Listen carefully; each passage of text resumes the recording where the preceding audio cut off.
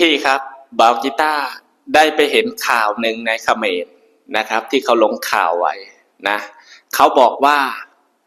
อยากให้ไทยนี่เปิดด่านนะครับอยากให้ไทยกับเขมรนี่กลับมาค้าขายกันเหมือนเดิมนะครับอยากให้เด็กนักเรียนของเขมรนี่เข้ามาเรียนในประเทศไทยเหมือนเดิมนะครับได้รับทุนจากประเทศไทย800 ล้านเหมือนเดิมนะครับอยากให้คนไทยมองเห็นศักยภาพของแรงงานเขมรเด็กนักเรียนเขมรนะครับขอให้คนไทยเปิดด่านให้โอกาสเขมรสักครั้งหนึ่งนะครับโอ้โหบากิต้าได้ไปเห็นข่าวนี้นะครับโคตรขำเลยครับนะโคตรขำเด็กเขมรคนเขมรที่ออกข่าวมาแบบนี้นะครับไม่รู้ว่าจะเป็นข่าวจริงหรือข่าวปลอมนะครับเพราะว่าได้เข้าไปเห็นอยู่ในกลุ่มเฟซนะครับนะเขมรนะเขาบอกว่าในประเทศเขาเนี่ยตอนนี้นะครับอาการสาหัสนะครับโรงงานเนี่ยคนล้นแล้วนะครับเจ้านายนะครับนายจ้างอยู่ในเขมรนี่ไม่มีเงินที่จะจ้างแรงงานเขมรแล้วเพราะว่าอะไร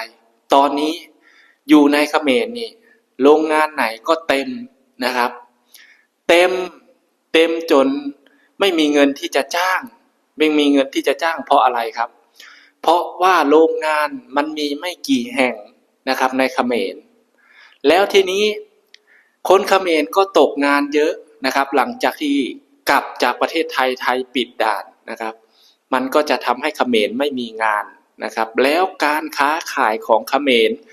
ช่วงนี้น้ำมันแพงนะครับที่เขมรลิตรละ100-200นะครับพ่อค้าแม่ค้าในเขมรนะครับนายทุนต่างๆขายน้ำมันให้ประชาชนเขมรนี่ลิตรละ100-200นะท่านผู้ชมนะบอกกีตาร์ได้ไปอ่านข่าวนั่นมาโอ้โหสุดยอดนะท่านผู้ชมแล้วทีนี้การผลิตผลไม้สินค้าของเขมรไม่ว่าจะเป็นผักนะครับไม่ว่าจะเป็นมะม่วงแก้วขมิ้นนะเขมรเททิ้งครับเพราะว่าอะไรมันขายไม่ออกส่งออกไม่ได้ไปเวียดนามก็ไม่รับไปมาเลมันก็ไม่รับเพราะว่ามะม่วงมันก็เต็มแล้วนะครับไปจีนก็คัดเกรดนะครับท่านผู้ชมนะมะม่วงนี่เขาคัดเกรดนะครับไปจีนเนี่ยนะครับโดยเฉพาะเวียดนามเนี่ยมะม่วงเขาก็เยอะแล้วนะครับเขาก็ปิดด่านผลักดันไม่เอามะม่วงเขมรเพราะว่าอะไรเขมรมันเล่นหัวอะไรมันเอาดินเข้าไปอยู่ในรถ10 ล้อผสมกับมะม่วงของมันนะครับเห็นไหมครับข่าวช่วงหนึ่งที่เขมรมันเอามันไปขายที่เวียดนามมันเอาดินซุกเข้าไปอยู่ในรถนะครับรถพ่วงเพื่อจะให้มันได้น้ำหนักดูกลโกงของมันนะครับแล้วทีนี้เวียดนามมันก็จำขึ้นใจเลยว่าถ้าเขมรเอามันมาขายที่ประเทศมันจะไม่รับซื้อเด็ดขาดเพราะว่าไอ้พวกนี้มันขี้โกงนะครับนะมันแสดงให้เห็นว่าตั้งแต่ผู้นำลงมาจนถึงประชาชนระดับล่างขี้โกงเหมือนผู้นำของมันเลยเหมือนฮุนเซนเลยนะครับนี่แหละครับพ่อเป็นยังไงลูกก็เป็นอย่างนั้นนะแล้วทีนี้มันบอกว่าอยากให้เด็กนักเรียนเนี่ยเข้ามาเรียนในประเทศไทยเหมือนเดิมได้รับทุนฟรีเหมือนเดิมที่800 ล้านที่คนไทยให้เด็กเขมรแบบฟรีๆโดยเป็นเงินประชาชนภาษีประชาชนคนไทยนะครับเพราะว่าสาเหตุอะไรมันถึงอยากให้เด็กเขมรนี่เข้ามาเรียนในประเทศไทยจังนะคืออยู่ในประเทศมันตอนนี้เด็กนักเรียนนะครับเขมรที่กลับไปจากประเทศไทยเนี่ยที่ไทยปิดด่านเนี่ยมันกินแต่ข้าวกับผักต้มทุกวันนะจนเด็กเขมรเนี่ยนะครับร้องไห้งอแงทำไมอาหารไม่เหมือนกับที่อยู่ในประเทศไทยที่อยู่กับโรงเรียนประเทศไทยมีทั้งหมูมีทั้งไก่นะครับแต่กลับมาประเทศเรากลับมาบ้านเราทำไมอาหารมีแต่ผักต้มกับข้าวสวยนะท่านผู้ชมนะเด็กมันก็ยังรู้นะครับว่าอันไหนดีอันไหนไม่ดีอันไหนที่กินได้นะครับ อันนี้ครูเขมรเล่นเอาผักต้มให้เด็กกินกับข้าวดูสภาพนะแล้วตอนนี้แรงงานเขมรตกงานกันละเลระนาดนะครับไม่มีโรงงานไหนรับแล้วสาเหตุนี้แหละครับที่ทำให้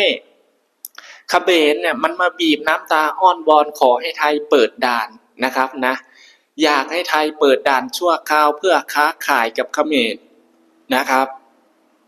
พี่ๆคนไทยคิดว่ายังไงครับกับคำพูดการกระทำของคนเขมรนะเราเนี่ยสมควรจะเปิดด่านให้นักเรียนเขมรไหมสมควรเปิดด่านให้แรงงานเขมรไหมครับนะเพราะว่าตอนนี้สถานการณ์ในเขมรนี่กำลังวุ่นนะครับกำลังวุ่นนะไม่มีงานไม่มีเงินนะครับข้าวไม่มีที่จะกินนะครับนะเด็กนักเรียนเขมรเนี่ยตอนนี้กำลังลำบากช่วงนี้ข้าวของแพงนะท่านผู้ชมข้าวของในเขมรนี่ขึ้นแบบโอ้โหสุดยอดเลยนะประชาชนเขมรดิ้นแล้วครับอยู่ไม่ได้แล้วนะคาดว่าอีกไม่นานนี้นะครับมีการประท้วงแน่นอนบากิต้าบอกเลยว่าเขมรนะครับถ้าจะอยู่รอดได้ต้องรอดเพราะประเทศไทยนะครับเร็วนี้อาจจะมีข่าวดีนะครับท่านผู้ชมนะอาจจะมีข่าวดีหรือว่าข่าวร้ายหรือว่าไทยจะเปิดด่านต้อนรับแรงงานเขมรหรือว่าจะเอาเด็กนักเรียนเขมรมาเรียนที่ไทยหรือว่าจะเอาเงิน800 ล้านภาษีของประชาชนคนไทยเนี่ยไปให้เด็กเขมรนะครับบากิต้าอยากจะถามพี่ๆคนไทยนะครับพี่ๆคิดยังไงครับกับคำถามของคนเขมรที่มาบีบน้ำตาอ้อนวอนให้ไทยเปิดด่านแล้วก็ขอให้เด็กนักเรียนเขมรเข้ามาเรียนฟรีในประเทศไทยนะพี่ๆช่วยตอบบากิต้าคนละ1 คอมเมนต์นะครับนะคนละ1 คอมเมนต์นะเราจะเห็นดีให้เขมรเข้ามาเหยียบพื้นแผ่นดินไทยไหมพอมันเรียนจบแล้วพอมันเรียนได้ร่ำได้ดีจากประเทศไทยไปแล้วมันกลับมาเนรคุณประเทศไทยมันบอกว่ามันไม่ได้เรียนมันไม่ได้ภาษาไทยไม่ได้สำคัญกับชีวิตมันบางคนถึงขั้นไปเป็นทหารมาสู้รบกับทหารไทยนะครับนะดูครับถ้าไม่เรียกว่าเนรคุณก็ไม่เรียกว่าอะไรแล้วนะไอ้พวกนี้ลืมกำพืชนะครับลืมพื้นแผ่นดินที่ให้ที่ซุกหัวนอนนะครับนะบากิต้าบอกเลยว่าถ้าพี่คนไทยเปิดด่านแสดงว่านะงานนี้แหละเขมรมันลืมตาอ้าปากได้แน่นอนเพราะว่าตอนนี้ที่บ้านมันน้ำมันลิตรละ200แล้วนะพี่ๆนะแพงมากนะครับน้ำมันเนี่ยเขมรเกือบเป็นอัมพาตแล้วนะครับตอนนี้นะประชาชนตกทุกข์ได้ยากนะครับมะม่วงก็เน่าผักก็ขายไม่ออกถึงขั้นแบบว่าเอาไปโยนทิ้งเลยทีเดียวนะครับนี่แหละครับไทยปิดด่านคุมกำเนิดของเขมรว่าจะเกิดก็ไม่ทันซะแล้วนะท่านผู้ชมจะไปพึ่งเวียดนามก็ไม่เอาสินค้าจะไปพึ่งมาเลก็ไม่เอาจะไปพึ่งจีนพี่จีนก็ไม่เอามะม่วงพี่จีนยิ่งอร่อยกว่าเขมรอีกเขาก็ยิ่งคัดเกรดดีๆอีกของพี่จีนนะครับนี่แหละครับเขมรมันเลยออกมาบีบน้ำตาขอให้ไทยเปิดด่านช่วยแรงงานเราทีช่วยเด็กนักเรียนเราทีเด็กนักเรียนเราเนี่ยกินแต่ผักต้มกับข้าวสวยนะส่วนเกษตรกรเขมรก็โยนข้าวของโยนสินค้าทิ้งไประเดระนาดไม่ว่าจะเป็นผักมะม่วงมันอะไรต่างๆโยนทิ้งหมดนะนี่แหละครับไอ้พวกที่เนรคุณไม่มีวันเจริญไม่มีวันได้ดีนะครับนะมีแต่จะทำให้ประเทศล่มจมไปเรื่อยๆนะ